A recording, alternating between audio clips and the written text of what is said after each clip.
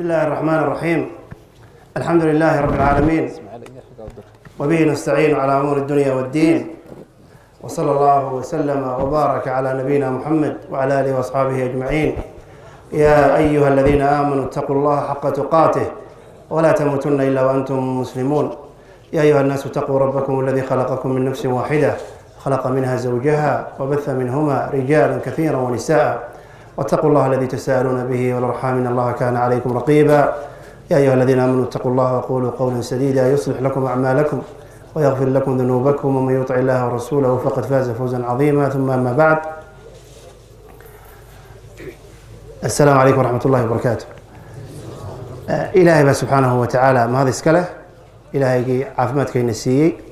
إنه صلاة صباح سوتو كني عافمتك صوت توصني ألكن كوسو قال إمك وأنا دي أدوكم هذا علينا ولا لها مضحضة دوكسيجان نور الدين يا معلمين تا جزاهم الله خير. ما أنت وقت كان قاري يا فرصة ولا كسني سيء أدي أدوكم هذا علينا وأنا أدوك فرح سنة هاي بريها نمبرين تاي لك ودرسوا ذاك حرام وخير كاي وانا جاو فرديع العادة بريها ما أرق تاسنا وفرصة الله سبحانه وتعالى إنه هذا السيد ما انتهى. سيدي الشيخ حمزة الشهقي وحان وحي يركتها تابان دونا موضوع مهم وحو أهميتي سوحو كقاعدة يا موضوع عاسي وانا رشا بني آذنك أيو حرير توصل لي موضوع وحويان مهمة دا وقته وكل هاي وأما بقول لي هاي قفك مسلم كا وقت جوا ريال أما ذا ريال وقت جوا نرشنا ووقتها قفك بنادي كوانو يقين سبا إنه قبل يجي سبيه هاي نف جلسية تكب حيسا ساعة ذو دقيقة ذو مالمو بلو ويجر سند وحويان قفكو وحكلام ما هو وقت جوا نرشنا ووقتها. لكن فرق وين بعود حياة سيدا شريعة إسلامكو أي وقتها أو جالسنتي سيدا شريعة إسلامكو إيه مكانة إيه هيرك أي وقتها جالسيسي أو إلهي سبحانه وتعالى كتاب كيس إنه شيء قفكو إنه وح الله لي وحي دواقه وكل دواقه إلا قريه ما يلفظ من قول إلا لديه رقيب عتيد بقريه. يعني قفك بني آدم كوح الله لي وحكو شقينيه وح الله لي وحكو قلب صنيه وح الله لي وحكو تلاب صنيه وأمرك وحن لقريه ووحي وقتك قفك بني آدم كا وقتك إلهي سيء وحكو قبل لها أما سيدو وشقيس الله وشقدا صار شقيسنا يسيد أما تخيرها النقطة أما تشرها النقطة وحويا لقريه. الكاس أهمية وقتك وكيف نيسا دراسة لسمية كوني سقال بقول هي اللي حي سيديتن كي أي دراسة داسي وحيا هايد وحلا دورتي صدح دلالك إسلامك إيه صدح دلال كان يوروب تنسو تكتايا يوروبيان يونيون كالله يقانو وشرمل كوميدي هاي فيلن كميتا هاي دلالك إسلام كان مصر iyo السودانية ما كحسوسنا وحا حسابيين dadka dalalka ku nooli waqtigooda siday uga faa'iideysan lahaayeen iyagoo tusaalayaal iyo macaayir ay wax ku xisaabinayaan ama ay wax ku qiyaasayaan samaystay. waxa u soo baxday natiijadii u soo baxday waxay noqotay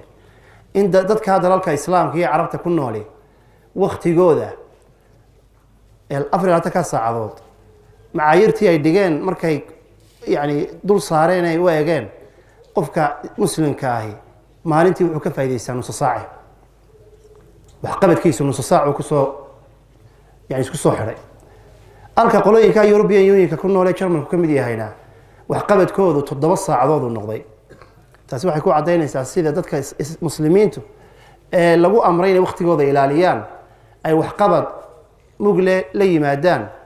inaanay dambe ka lahayn waqtiga. ilaahay subxaanahu wa ta'ala waqtiga uu ku dhaartay والعصر والفجر والليل والنهار والضحى إلهي وقتي ku dhaartay. إلهينا سبحانه وتعالى مخلوقات كيس عدو دونتو كودونو كدارن كرا لكن مخلوق إلهي مو يعني عيد كلكم دارن كرا عدو إلهي سبحانه وتعالى مخلوقات كيس ميد كم بذا كدارتنا تاسي waxay ku tusaysaa muhiimada arinta lagu dhaartay إلهي سبحانه وتعالى أكتيسا إلهي. نبي صلوات الله وسلامه عليه وقت قاد بو قهرلي آد بو قورمي haddaynu hal xadiis soo qaadano waqtiga dartii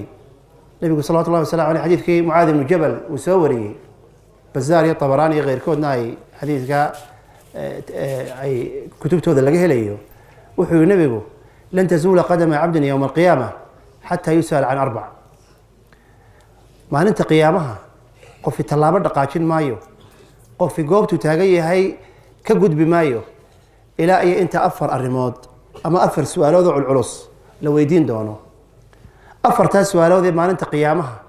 aynu qatannahay aynu qaawannahay aynu banka weyn taagannahay 2 su-aalood oo 4taa ka midi waxay toos u gelayaan ay xidhiidh toosa la leeyihiin waktiga ka ugu horeeya muxuu yahay can cumrihi fima afnaah maalinta qiyaamaha waxaa lagaa wareysanayaa cumrigaaga noloshaada maxaad ku dhamaystiratay noloshaada sideed uga faa'iidaysatay waa cumrigii oo dhan cumriga lagaa wareysanaya wax kale ma waa waqtigaagii ta labaad wax lagaa weydiinayaa waa can shabaabihi fima ablaah waqtigii dhalinyarinimada waqtigii xoogga waqtigii hamadda waqtigii dareenku halka ugu sarreeya uu taagan yahay bal maxaad qabsatay labadaas su-aalood waxay ku cadaynayaan muhiimadda waqtigu shariicada islaamka uu ku leeyahay mar baad 4tii su-aaloodii kaliya imtixaanka aad ku galaysay 2 chapter oo 4 chapter 2 chapter ay labaduba waqtigaas ay ku leeyihiin xiriir la leeyihiin qofka bani aadamkii waqtigiisa inuu ilaaliyaa waa arrin muhiimad weyn leh marba hadduu qofku qof islaamo diinta islaamka ku abtirsanayo walidaalika culamadu waxay yidhaahdaan qofka bani aadamkii markuu 5 salaadood si fiican u tukado wuxuu ilaalinayaa bay yidhaahdeen wax loo yaqaano miisaanka maalinta qofku miisaanka maalinta siduu u ilaaliyo waxaa looga baahan yahay 5tiisa salaadood inuu si fiican arkaanteeda iyo waajibaadkeeda iyo shuruudeeda inuu ka soo baxo marka hadduu la yimaado taa qofkaasi wuxuu baasay imtixaankii in maalinta miisaankeeda inuu ka soo baxay waxay culimadu yidhaahdeen qofku markuu salaada jimce uu diyaar garoobo uu weysaysto masaajidka u tago uu soo tukado qofkaasi wuxuu ka soo baxay bay yidhaahdeen miisaankii wiiga ama usbuuca bisha barakaysan ee ramadaan in yar baa ka hadhay allah ina gaarsiiye qofku markuu ramadaan ay soo gasho oo ramadaan si fiican u dhammaysto waxay yidhaahdaan qofka bani aadamkii wuxuu dhammaystiray miisaanka sanadka waayo dee waa qof shaqay imika yar baa ka hadhay dadku waa 2 nooc weeyaan dadna bisha barakaysan ee ramadaan bay sugayaan ay u diyaar garoobayaan inay leeyihiin 15 Mayba ma 16 dadna kubadda adduunka kaas caalamka loo yaqaano ay u diyaar garoobayaan dadka markaa waxay noqdeen dad cirki ku xiran oo aakhiradoodii ka fakarayo ka warwarayay cibaadadoodii iyo dad rag kubad ciyaaraya agtooda wax hoos cararaya oo ah kubadii maaragtay ka fakaraya adaad ku xigta markaa waa xajkii qofka baniaadamka markuu xajo waxa weeyaan qofkaasi waxay yidhahdeen culamadu miisaankii nolosha ayuu qofka bani aadamka ka soo baxay waa maalintii waa usbuucii waa sanadkii waa noloshii oo dhan intuba cibaadii markaa ku fadhida walidaalika culamadu waxay noo sheegeen in cibaadaadka iyo mucaamalaadka oo dhami ama 90% waqtigu yahay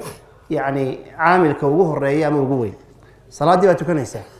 waqti baad ku tukanaysaa inna salaata kaanat cala almu'miniina kitaaban mawquuta salaada casar oo maysid maqrib baan tukanaya 3 ragcadood baan tukanaya salaad 3 ragcadood maqrib baad la sugaysaa waqtiga maqrib salaada fajr inta ragcadood oo maysid 4 ragcadood baan tukanaya ama xilli kalaan dee aan tukanaya fajrka marka intaan cadceed soo bixin ma tukanaya fajrka waxaan tukanaya xilliga maqribka laga aqbali maayo salaad waliba waqti cayiman oo go'an bay leedahay soonkii waxa weeyaan waynu sugaynaa waqti gaar uu leeyahay ama in hilaalka bisha la arko ama bisha shacbaan inay 3 cisho markay dhammaato dabeetana la iclaamiyo in maalinta kale ku xigtay kow ramadaan ay tahay xajkii waa waqti mucayan ah ashhur xurum markay soo galaan bisha dhulxijja ayaa bisha leegaya kow markay noqoto sagaalkeedii waxa weeyaa waa carafa tobankeedii waa yawm alxajj alakbar saddexdii cishe tashriiquna way ku xigaan sidaasaa qofka banaadamku xajka ku tegaya iminka qofku intuu tigir goosto fiisa qaato sacuudiga tago dee laga aqbali maayo waan soo xajaya xajku waqti cayiban ayuu leeyahay mucaamalaadka cibaadaadka wada sidaa qofku hadduu deyn galo inkastoo soomaalida aanay ku badnayn yaa ayuha aladiina aamanuu idaa tadaayantum bidaynin ilaa ajalin musama faktubuuhu qora haddaad deenka la qaadataan maxaa la qoraya ugu weyn waqtiga deenka la kala qaadanayo iyo waqtigu duu yahay ama la soo celinayo qofka bani aadamka deenkiisii iska bixinayo wanqashi baa la yidhi maalin toddobaad maalin afar iyo tobnaad maalin koob iyo tobnaad nabiga alayhi salatu wasalam xadiidkii saxiixa tirmidi iyo keyrkiiba soo wariyeen wanqashi baa waqti gaara leh furitaankiiba hadduu dhaco waqti gaara leh ciddadii qofka dumarka haddii la furay ciddo baxaysayba waqti gaara leh caadadii ilaahay subxaana wa tacaala bani xawaa ugu talagalay ayaa waqti gaara leh haddaad wax waloo maaragtay cibaadaata ama mucaamalaata waxa weeyaan waqtigu waa arrin weyn oo muhiima waaye waqtigu haddaba arrimo badan buu caan ku yihi culamadu inta badan 3 arrimood bay istul taagaan ay ku caddeeyaan waqtiga muhiimadiisa kow waxay yidhaahdaan surcatu inqidaa'ihi waqtigu degdeg buu ordaa degdeg ayuu ordaa soomaalida maxay tiraahdaa waqtigu tigsimaad ma leh waqti waa hilla ordaya maamaha fara badan bay leeyihin oo caddaynaya waqtigu inuu degdeg qofka banaadamka u dhaafayo wiigii hore u dhammaaday maanta waa sabti iyadoo khamiis noqotay oo jimco la tukanayo baad arkaysa aad buu waqtigu u degdega ninkii gebi jiray wuxuu yidhi idaa kaana aakhiru lcumri mowtan fasawaan qasiiruhu aw tawiilu kulleyba haddii la dhimanayo geeri imanayso dee waqtiga kiisa gaaban iyo kiisa dheerba waa isku mid nuux calayhi salaatu wasalaam aabba u ahaa nebiyada oo 1000 sannadood intaynu ognahay oo 50 sannadood la 1000 sana ilaa 50 caama waxa weeyaan iyo in ka badan buu jiray intaas wantii tufaan ka soo wareegtay in ka badan buu jiray nuux calayhi salaam marka waa nin 1000 sannadood ka badan noolaa adduunka cid 1000 sannadood noolaan karaysaa ma jirto haddana muxuu yidhi markii la weydiiyey malakul mowtkii baa u yimid siduu nafta uga qaado oo ammaanadii uga qaado wuxuu yidhi nebi nuuxow ka warna adduunyada wuxuu yidhi adduunyada maxaan kaga warramaa waa guri ama maqsin laba albaab leh albaabkana waan ka galay albaabkaa dambena waan ka baxay waa ninkii 1000 sannadood noolaayo ogaada innagana waad ogtiin dee da'da ummaddeenu intay tahay marka degdega waqtigu u dhammaanaya waa arrinta ugu horreysay caamka waqtigu ku yahay qaala kam labithtum fi lardi cadada siniin qaaluu labithnaa yowman aw bacda yowm markii dadkii aakhire la weydiiyey la isla tegay xaggii ayaa waxaa la leeyahay imsaad adduunyada ku sugnaydeen yowman aw bacda yowm maalin ama maalin qayb ka mid oo gelin oo kale ah bay yidhahdeen kaannahum yowma yarawnaha lam yalbathuu ilaa cashiyatan aw duxaaha marka runta timaado ee aakhira timaado waxa weeyaan maxay odhanayaan ama maxaa imanaysa waxay la noqonaysaa inay laba gelin adduunyada dhami laba gelin lahayd cashiyatan aw duxaaha gelin hore iyo gelin dambe wuxuu ilaahay subxaana wa tacala kadalik sheegayaa maa labithuu hayra saacatin min nahaar marka la weydiiyey imsaa ku nooleedeen waxay u arkaan gebigoodaba inay saacad qayb ka mida ku noolaayeen aayadda kale waxay sheegaysaa maa labithuu hayra saacatin min annahaar yatacaarafuuna fiiha gebigee nusgelin ay isbarinayeen baabay adduunyadaba gebigeedaba waqtigeedu u lahaa marka halka waxaa idin cad arrintaa ugu horreysa inuu caan ku yahay waqtigoo ah inuu degdeg waqtigu u dhammaado arrinta labaad ee waqtigu caanka ku yahay waxa weeyaan ana maa madaa minhu laa yacuudu walaa yucawad waqtiga ku dhaafa kumana soo noqonayo cidina kuma magdhabayso oo dee dib maarata lagugu soo celin maayo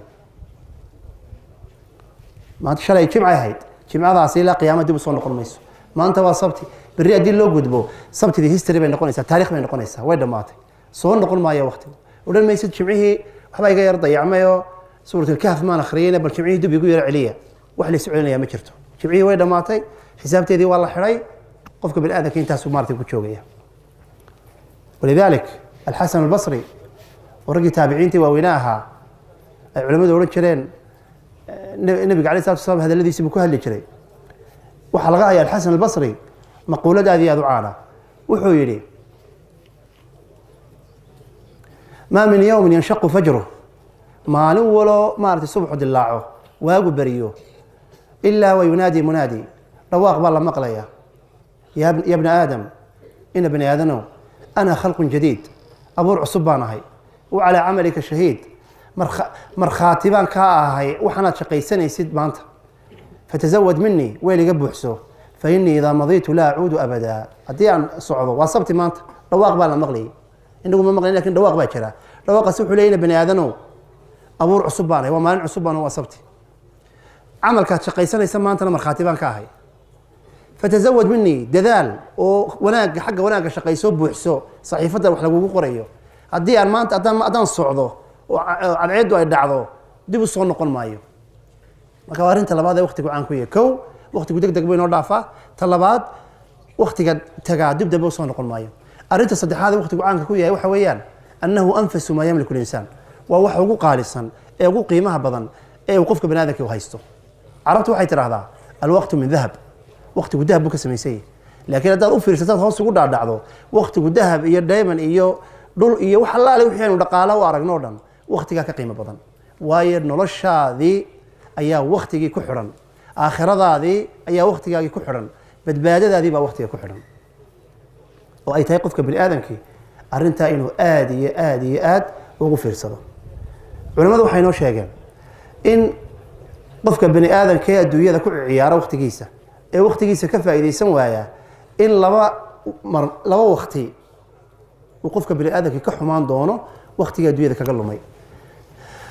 laba saacadood saacadda hore waxa weeyaan markuu qofka bani aadamka saacatul ixtidaar baa loo yaqaana waa qofka markuu adduunyadu gabagaba ay u noqoto ee adduunyada kasii socdo uu neeftuurayo oo nafti ay meelahan xalquunka loo yaqaano ay soo gaadho wuxuu ilaahay subxaana wa tacala kitaabkiisa inoogu sheegay acuudu billahi min ashaytaan arajiim يا أيها الذين آمنوا لا تلهكم أموالكم ولا أولادكم عن ذكر الله ومن يفعل ذلك فأولئك هم الخاسرون وأنفقوا مما رزقناكم من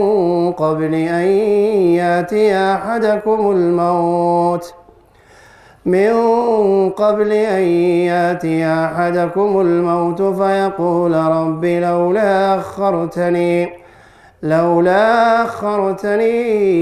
إلى أجل قريب فأصدق وأكن من الصالحين ولن يؤخر الله نفسا إذا جاء أجلها والله خبير بما تعملون وحويان qofkaasi markay naftu ka sii baxayso wuxuu tamanaynayaa in adduunyada dib loogu soo celiyo in fursad cusub la siiyo fursadaasoo maxay qabsanayo uu shaqaysanayo fursadaasoo sadaqa bixinayo walidaalika culimadu waxay yidhaahdaan acmaasha waxaa ugu fadli badan sadaqada maxaa yeelay qofku marba hadduu markay naftu kasii baxayso dhimanayo uu ilaahay wakti weydiisanayo ee uu weliba sheegayo waktigaa inuu sadaqaysan doono dadka wanaagsan ee saalixiintaana macigooda noqon doono raaci doono halkaa waxaa ka cad bay yidhahdeen inay sadaqadu ugu fadli badantay walidalika cumar bin khataab xadiidkii wuxuu sheegay acmaashaa isu faanaya fataqulu sadaqa ana afdaluhum sadaqada tan odhanaysa aniga ugu fadli badan acmaasha marka labadii saacadood ee qofka bani aadamkii ka murugoonayay in waktigiisii bilaa micno kaga lumay kow waxa ah waktigaa qofku ay naftu kasii baxayso ee sakaraatulmowtka ku jiro saacadda labaad waxa weeyaan saacadda marka jannada iyo naarta la gelaya qiyaamaha dadka la xisaabiyo ee dadina jannada u dareerayaan dadina ay naarta u dareerayaan baa waxay ka xumaanayaan dadku waxa weeyaan dadkii waktigooda lumiyey ee naarta usii socdaa waxay ka xumaanayaan yani waktigooda dayicii ay geliyeen أولم نعمركم ما يتذكر فيه من تذكر وجاءكم النذير فذوقوا فما للظالمين من نصير ما أن وقتي دي سينا كنا نولاتان ويتهيقف كي عبرة قادرين وعبرة قاتو وجاءكم النذير والنبي محمد عليه الصلاة والسلام هذا النبي محمد عليه صدري وحل لي مكان الرمية وعذاب تقلع وإذا كده النبي جينا ضيع أي وقت جينا نلمي أي يدم عليه ذويته ولا ريال إلهي سبحانه وتعالى الباب كي مرمرسية ذوي نجحري marba haddii qofka bani aadamka uu cumri u sameeyey marba haddii qofka bani aadamka uu wakti siiyey waxa weeyaan albaabkii marmarsiyadu halkaasaa la dhigay walidalik nabiga alayh salaatu wasalaam xadiid fara badan baa laga soo wariyey waxaa ka mid ah xadiidkii abu hurayra ee bukhaari soo wariyey wuxuu yihi nabigu alayhi salaatu wasalaam acdar allahu mri'an amhalahu xataa balaga 60 marmarsiyo ma leh oo ilaahay marmarsiyada albaabkiisii uu ka xidhay qof ilaahay 60 jir uu gaarsiiyey 60 jir haddii ilaahay ku gaarsiiyey dee waxa weeyaan waqti fara badan baa ilaahay ku siiyey aad ku cibaadaysatid ood waqtigaaga kaga faa'iidaysatid ood midhaha adduunya aakhiraba ilaahay subxaana wa tacala agtiisa ka heshid xadiidkii kale wuxuu nabigu yidhi alayhi salaatu xadiidkii abu hurayra kadalik tirmidi baa soo wariyey wuxuu nabigu alayhi salaatu wasalaam acmaaru ummatii bayna 60 wa 70 wa qaliilun man yatajaawazu dalik aw kama qaal da-da ummadayda buu yidhi nabigu 60 iyo 70 ayay u dhaxaysaa baana xadkaa dhaafta waad aragteen waa run ummadda qof 90 jir ama 100 jir waxa weeyaa waa xaaji hebel baan idhaahnaa oo la yaabna waa konta iyo 60kaas ayaa ummadda waqtigoodu uu yahay haddaynu ka soo qaadno qofka bani aadamka inuu 60 sanadood noolaanayo 60 sanadood qofku noolaanayo haddaynu calaa sabiili maaragtay aljidaal aynu u soo qaadno 8 saacadood ka yar qofku ma seexdo 8 saacadood ka yar cid baa seexata 7 saacadood bay dadku seexdaa haddaad 60 sanadood 8 saacadood seexatid maalintii imse sanadood baad hurdaa ya 20 waa sidaa 20 sanadood waa hurdo halkaa inaga dhig iskuul baad imse saacadood baad iskuulka dhigataan 6 waxaad ku daraysaa 2 saacadood ood sii socotideed soo socotidood meelaha ka shashiraabaysid qofka banaadinka hadday shaqo tahay hadday iskuul tahay marka la isku celceliyo 8 saacadood bay taasina tahay soo meelaha maaha waa imse sanadood oo kale imse halkaa aynu dhignay 40 maxaa soo haray cimrigaaga iyo noloshaada cibaadaadkaaga haddaad geeri tegaysid haddaad aroos tegaysid haddaad cid raacaysid haddaad wax kala qabsanaysid haddaad tv daawanaysid haddaad kuba daawan wax allaaliya waxa activity qofka baniaadamka uu samaynayo o dhami waa 20 sanadood 20 sanadood imisa markaa cibaado noqonaya ilaa salaadii waa 5 daqiiqadood oo kaliya ama 6 daqiiqadood waxa laga yaabaa maanta qiyaamaha qof 3 bilood oo cibaado wata inuu soo istaago qof bil cibaado wata inuu soo istaago idinku ma sanad baa wadataan bal qofba yani waxa weeyaan waqti yar baa cibaadada galaysa waqtigaas haddana ciriiri galay oo dadkii baliba ay ka sii jeejeedaan oo salaadii subax ay ka seexanayaan oo ay sunno tukanayn oo ilaahay xaalkooda ogiyay waa xaqiiq weeyaan mithaalkaas waxaan u soo qaatay inaan idin tuso in waqtiga la cibaadaysanayay aad aakhiro dhigatay gebigiisu inuu waqti aad iyo aad u yar u yahay haddii ilaahay ku waafajiyo ood aakhiro wax dhigatay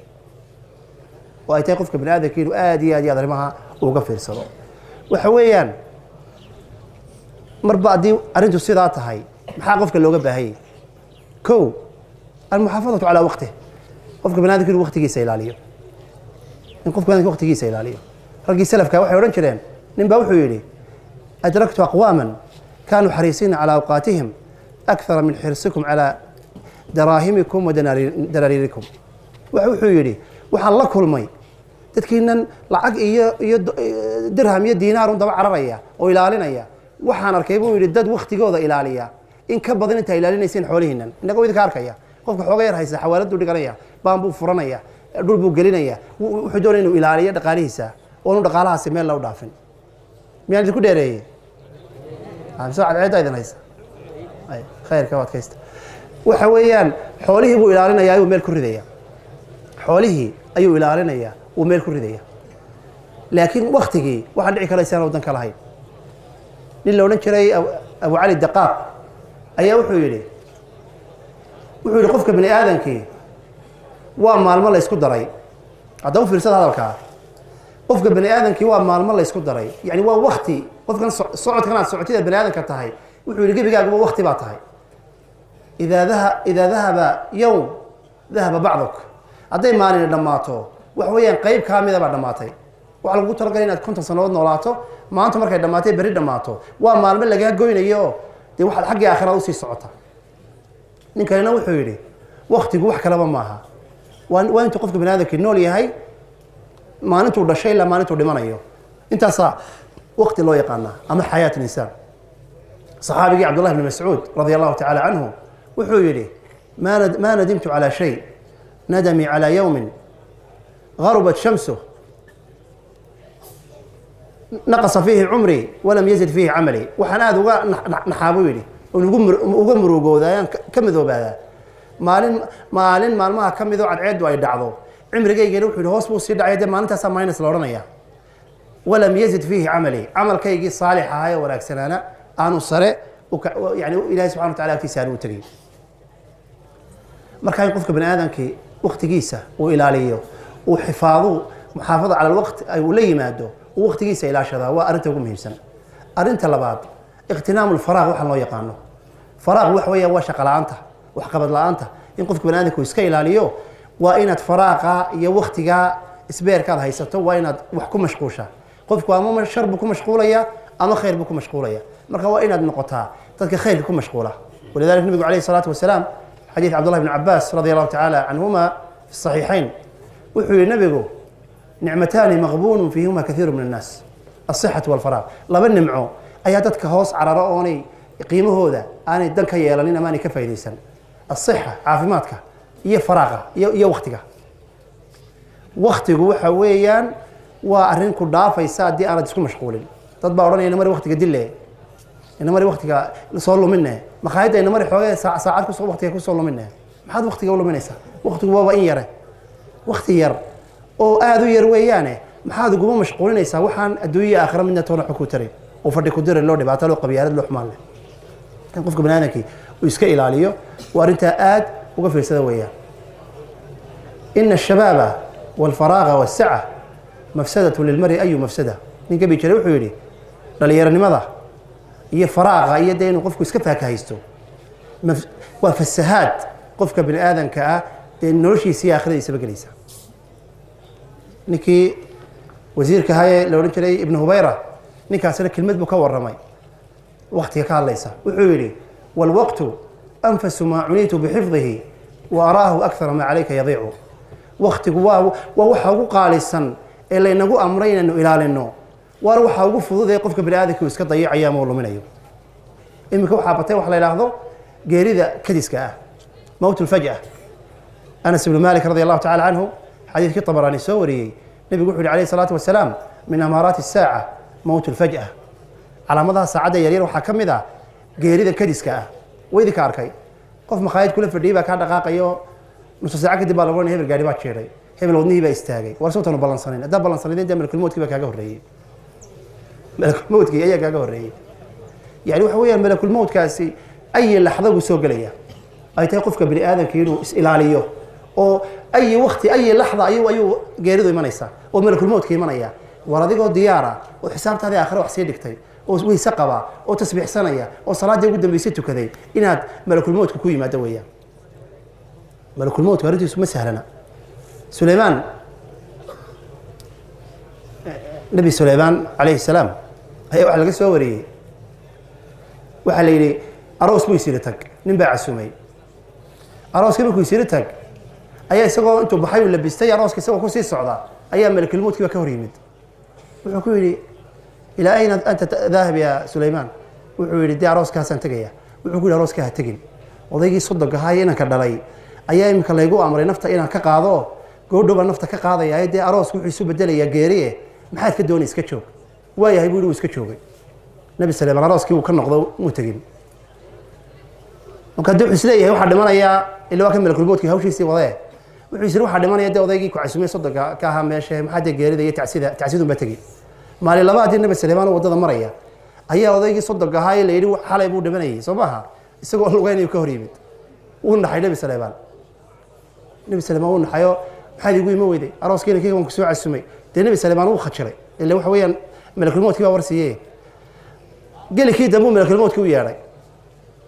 نبي سليمان نوحها بقر نوها نبي نوها إلهنا سبحانه وتعالى سورة 7 غير كيد بوحو إلهي جل وعلا يعني خيرات كوسية يا أوامر توسية سيدو قصة خيري وحولبا كل والله سعوتانا وقراني سانا حفاد باو بدنتي سلا يشاقي ملك الموت كي بيقول ور ملك الموت هو ور maxaad arooskii joojisay hadii adaani geerida dhacayn wuxuu yiri nabi allah iyadoo la amray ninka inaan de nafta ka qaado ayaa islaan maskiinada oo dan yara ayaa arooska hortiisii soo istaagtay dadna waxay tiri odaygii baa u tagay sodonkaha ee yar kadib de nafta laga qaadi lahaa maxaad u baahantay xaajiye waxay tiri intaas soo cisho man qadeen intuu gudihii galay cunto soo qaaday cuntada xaqu ka keenay cuntada laba nooc bay ahayd cunto boqorka lahaa iyo dadkii la socdo nabi Saleeman baa cunto loogu talagalay special ah oo VIP ah cuntada kalena waa cuntadii dadkii caadiga ahaa ciyaaroosa ka soo qayb galay oo inagoo kala hadeen tagi lahayn la sil lahaa xaajiyadii cuntadii kama siinin buu yiri tii loogu talagalay dadka caadiga ah shicibka ah tii boqorka loogu talagalay nabi Saleeman oo tii loogu talagalay ayay islaanta uga gorayo sixni u diyaariyay inta gacmaha sare u taatay bay tiri ilaahay cumrigiisa dheere waa ninkii naftu ka baxaysa Soomaaliya laga takhalusayay ilaahay baa aqbalay de sidaas uu ku joogay ninkii oo ilaahay subxaanahu wa ta'ala uu ku daayay marka malakul mawt fursadan oo kale dadkoo dhan heli maayaan adiga maalinta lagu tala galay toos buu kugu imanaya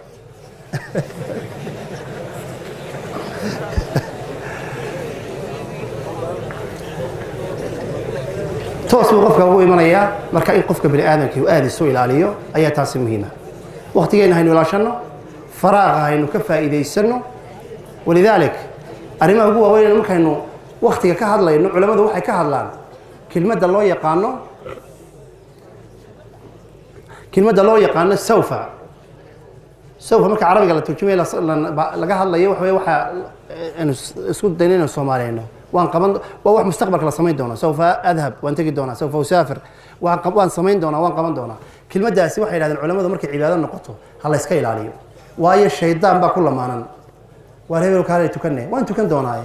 war hebel waan ramadaan baa noqotay waynu soomiye waan qaban doona waan sameyn doona iska ilaaliya قيل لرجل من عبد قيس أوصنا من غير عبد قيس وقبيلك عبد قيس هذا شيء waxa lagu yiri balna la dardaaran قال احذروا سوف اسكيل عليها ninkan wuxuu yiri سوف جند من جند ابليس سوفي كلمه سوف waan sameyn doona qaban doona askarta iblis ama askarta shaydaanka ay ka mid tahay Fatima bint Sirin oo gabadh khayirada ahayd baa waxay oran jirtay yaa macshar الشباب اعملوا فإنما العمل في وقت الشباب دليروي ويدك ينغ مسانكم ما جرو انغي حمسك ما جرو دليروي شقيستا شقدو بيتري waa waqtigan dhalinyarnimada qofka bini aadamka marka leeyahay waqtiga ka faa'iideyso dadka ugu mudan ay tahay waqtigooda ka faa'iideystaan waa dhalinyaradina soo kobcaya waayo xoogi baa leeyihiin waa fircoonidii baa haysaan salaadidii ma dhibayso soonidii ma dhibayo nabigu wuxuu salawaatu Allahi wa salaamu alayhi حديث صحيحها اغتنم 5 قبل 5 وارشن كفايديس ابو النبي انت انا شن كلا كويمن ما كمدها شبابك قبل هرمك دليرنimada ka faa'iideysay wada noqon iyo caafimaadkaaga intaan xanuun aniga waqtiga iyo caafimaadka intaan xanuun qofka bini aadamka aanu ataagin ama aanu yani qabsanin ama aanu wax ka yeelin waxaan ku soo khatimayaa hal xadiis oo inoo cadeynaya si qofka bini aadamka waqtigiisa u ilaalin karo horta waxa ugu weyn aad waqtiga ku ilaalin karto su'aashu waxa weeyaan ugu dambaysa sideen waqtigeena u ilaashan karnaa sideen waqtigeena uga lumi kareen culimadu waxay yiraahdaan arrinta ugu weyn ee waqtiga lagu ilaalin karo waa salaaduhu waxay ku qiyaasayaan ay ku tandiiminayaan ama ku yani habaynayaan waqtigaaga xilliga marka waqti duhur tukado saacad ma yara صلاة عصر كانت تكون لا عصر إلا مغرب أنا آخر سنة عبادة النوع عصر حلقة قليا مغربي عشاء أنت ونحن كنا صمينيا عشاء نكا ولا لك حنوسنا يسوي سيارنيا أما نكا يسوي عسومي مع إنك تجي صبحي صلاة وقتها قوي على لسان حديث باكرة أبو ذر سوري حديث أبي ذر الطويل بالله هذا حديث كابن حبان يحاكم بسوري علماء بدو هذا شاء لكن حديث يعني إسناد كيسونه في عيبه وبضنتاي marka la fasirayo aayada oranaysa suhuf Ibrahim wa Musa aayada ma maqashan Soomaa suurada bay ku jirtaa ya ma maqlayo sabbih isma rabbika al-a'la ma sha Allah waa xafaad way ragay ma sha Allah suhuf Ibrahim wa Musa sheeka jirto nin baa waxa la yiri bari وسوكو يا شيخ يا رالها كل واحد حصنت نبا waxa la yiri saddex nin baa masaajid dhisay mid Ibrahim baa la oran jiray midna Musa midna Ali markii masaajidkii dhiseen imaam bay qorteelay mushaar siiyeen waxay yiraahdeen kaalay saddexdeedan masaajidkaas aanu dhisnay waxaanu doonaynaa masaajidka inaad nagu ilaaliso ana kala sareysiinin haddaad mid u duceyso labada kale u ducee haddaad mid soo hadal qaado labada kale soo hadal qaad saddexdayada waa inaad isku sin nasintaa maxaa yeelay masaajidkan saddexdayada dhisnay waa yahay buu yiri maalintii dambe suurad sabbix akhri waxay ahayd Musa Ibrahim iyo Musa iyo Ali Soomaha ayadii buu akhriyay muxuu yiri suhufi Ibrahim wa Musa ya xagan ku tukanaya Ali ma marad laacay salaadii markay dhamaatay ayuu soo jeestay yiri Ali waa kaalay war minan heshiinina kontraag wada galin ha maxaad labadan inoo xustaan galay xusi weyday mar dambe buu yiraahday aad magacay labadooda magac sheegtid adiga igu dari weydo wuxuu yiri ta ku dhacdo wadarkii meeshan ka yareeya ninkii uu naxay shaqadiisa uu baqanay dadkii waa bila shaqo iska miskeen muddaa ka soo wareegtay wuu ilaabo sabix buu mar labaad akhriyey muxuu yidhi suxufi ibraahiima wa muusa xaggii dambe yaa fadhiya cali wuu ku daro wuxuu yidhi suxufi ibraahiima wa muusa wa saaxibuhum cali إلا شغلي ويلا عشان إياه وحلا لي وحنا سميه قروي مركو حسوسي صحفي إنه ليه أقول والله علي شيطان كمان حاجة دمتها جن حاجة دمبوك قدري حديث كامركا عن ذي شيء سنة كيسة صحف إبراهيم وموسى مركا اللي فسر أيوه قرطبي غير كي حديث كم داير أبو ذر بيسوق بصدام وحديث كل شيء جاي ساوكتين صحف إبراهيمنا وحي أبدين سيدنا نبي شيء وضم مهما وتسهلوا يدي وضم مهما هويا وحكم ذها قفك بنادي كدانو عقل حمين أفر ساعات بو بهاي وقت يسكوي عليه لازم نكون ختمنا أفر ساعات بحيتها صحف إبراهيم بلغه ليه كو ساعة أفر ساعة يناجي ربه ساعة إلهي سبحانه وتعالى قرآن كيس آخر السنة يا وإلهي سبحانه وتعالى لك لي سنة يا وعبادة في عن عبادة سنة يا ساعة الله بعد قفك اللي وجبها هي وحوي أفر تك ساعة يحاسب نفسه ساعة قفك بنادي كنت تسلح حساب طميه ما أنت قف حنصني مسيارته ما أنت قفك سوء اسمه ولا الكاية مرة هلقي لسوء موتك تي ما أنت صلاة محمد وكتي سنين خميس ويا أنا ما صنتي ما أنت سنينه صلاة الليل حالي موقع ضي سنها هاجي لبيت منك ركعات سنها مرة ما يصير يعني واحد حسابته ما يصير حمانتي هات سميسي ولا جات سميسي ساعة الله بعدنا وحسابته ساعة صدحات وساعة يتفكر في صنع الله قفك تاسيات بين غيرته قفك بني آدم كأنه أبورته إلهي سبحانه وتعالى يجو عركي يدولك أبورته إلهي عفمتك إلهي نسي أبورته إلهي نابوري ساعة صدحاتنا وتتفكر ككسر سنة ساعة أفراد وساعة أينو إنه أفرتي ساعة بس ساعة أفراد بين كل جنيه وحيالها مباحات كساعة الله تلقى لي وحقوق عني وعبي سكول كتجي عافمات كيسي أدو حنوصنا اللهم صل على محمد أدو شقته جيو وحي نضل المعلومات كي عادي جاها أيات ساعة أفراد قلت لك ليس لكن إذا أفرتي ساعة ضبطها قدام بيسية مباحات كانت كدكتو مشكلة بيلاذا وحني كتجي إلهي سبحانه وتعالى إنك عصنه قبر بين السجية قيامة بين السجية حساب آدي هذا عرس بين السجيسة إن نكفى إذا يسرنه وقت جينا ويا بشي شعبان بين كتشرنا شعبان النبي عليه الصلاة والسلام حديث صحيحها أسامة بن زيد بويمد وعقول أسامة نبي الله بشان شعبان بلاد كالصوم بضنت هاي ما نرق وحول وحن شعلها صحيفة دعماش إذا بش الله عرك اللي جايايو أما الله ضل عيايو وحن دوني يعني جو صوما إن صحيفة إذا لك عيو علماء ذو حيل هذين قفك بن آدم كصدح ريبورد أي إلهي سبحانه وتعالى لو جايا ريبورد وحويان ومد مالك الساعة ريبوردنا وحويان مد ويجيا ريبورنا ومد سنة لا ريبورد كمالنتي وحويان صلاة الصبح هي صلاة المغرب أي صلاة العصر هي صلاة الصبح ملائكة الليل والنهار بتعاقبية وحويان شقدي بيسودي بيا ملائكة هبينك هي ملائكة مالنتي أي صلاة العصر هي صلاة الصبح جوبك كل ما هي مساجدك وحويان هوش يسودي بيا قلادي دوشة تكتينه وحيلين قلادي تكن إنسان كنمت كوا صوص كوا نيمده هوسره وحيلين يجو تكن يا نونمت marka amalka reportka ugu horeeyay ilaahay loo geeyaa amaasha shaqaysata maalintii labadaas salaadood ba ilaahay subhanahu wa ta'ala reportka loo geeyaa reportka weekuna waa isniintii khamiisto waa kii nabigu sheegay calayhi salaatu wasalaam waliba khamiista ay xadiidta badan xoojinaysa labadaba way jiraan in qofka bani aadamka markuu nabigu nagu yiri sooma isniintii khamiista maxaa yeelay xubbu an turfa amali wa nasaa'im waxaan jecelahay amalkayga ilaahay rafciyo anigoo sooman ilaahay loo geeyo